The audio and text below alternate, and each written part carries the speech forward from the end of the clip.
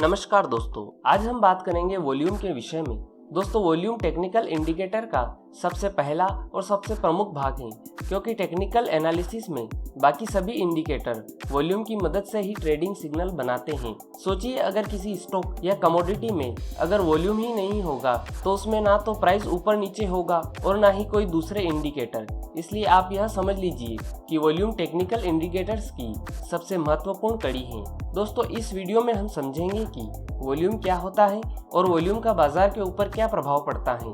दोस्तों, सबसे पहले हम यह समझते हैं कि वॉल्यूम क्या होता है। शेयर बाजार या कमोडिटी बाजार में दिन के दरमियान जो खरीदी और बिकवाली होती है, उसके आधार पर अब तक कुल कितनी ट्रेडिंग हुई है या दिन के दरमियान कुल कितने ट्रेड हुए हैं, वह संख्या हम वॉल्यूम के आधार पर जान सकते हैं।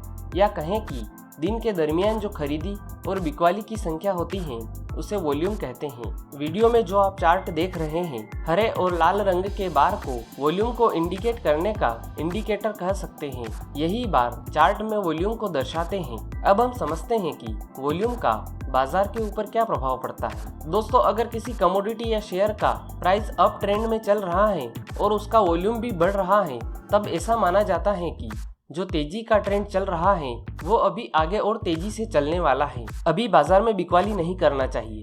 इसी प्रकार अगर किसी कमोडिटी या शेयर का प्राइस डाउन ट्रेंड में चल रहा है और उसका वॉल्यूम बढ़ रहा है, तब ऐसा माना जाता है कि जो मंदी का ट्रेंड चल रहा है वो आगे और भी तेजी से चलने वाला है। अभी बाजार में खरीदी नहीं करना चाहिए। दोस्तों, अब हम इसकी विपरीत परिस्थिति को देखते हैं। अगर किसी कमोडिटी या शेयर का प्राइस अप ट्रेंड में चल रहा है और उसका वॉल्यूम घट रहा है, तब ऐसा माना जाता है कि जो तेजी का ट्रेंड चल रहा है वो किसी भी समय मंदी के ट्रेंड में बदल सकता है। इस समय बाजार में खरीदी नहीं करना चाहिए। कुछ इसी प्रकार अगर किसी कमोडिटी या शेयर का प्राइस डाउन ट्रेंड में चल रहा है और उसका वॉल्यूम भी घट रहा है, तब ऐसा माना जाता है कि जो मंदी का ट्रेंड चल रहा है वह किसी भी समय तेजी के ट्रेंड में बदल सकता है। इस समय बाजार में बिकवाली नहीं करना चाहिए। दोस्तों, वॉल्यूम में ध्यान देने वाली बात यह है कि एक या दो कैंडल में वॉल्यूम घटने या बढ़ने से बाजार के ट्रेंड में कोई फर्क नहीं पड़ता है। कई लोग हैं जो प्रत्येक कैंडल में वॉल्यूम को बढ़ता या घटता देखकर उससे प्रभावित होते हैं और अपनी पोजीशन में बदलाव करते हैं। लेकिन ध्यान रहे, वॉल्यूम को परखने के लिए आपको प्रत्येक कैंडल का वॉल्यूम जांचने की कोई जरूरत नहीं है। इस प्रकार से वॉल्यूम को एनालाइज करने का तरीका पूरी तरह से गलत है। वॉल्यूम को सही तरीके से एनालाइज करने के लिए आपको पिछले कुछ घंटे या कुछ दिनों का वॉल्यूम का जो एवरेज है उसको एनालाइज करना चाहिए। वॉल्यूम के एवरेज से ही आपको पता चलेगा कि वॉल्यूम बढ़ रहा है या फिर घट रहा है।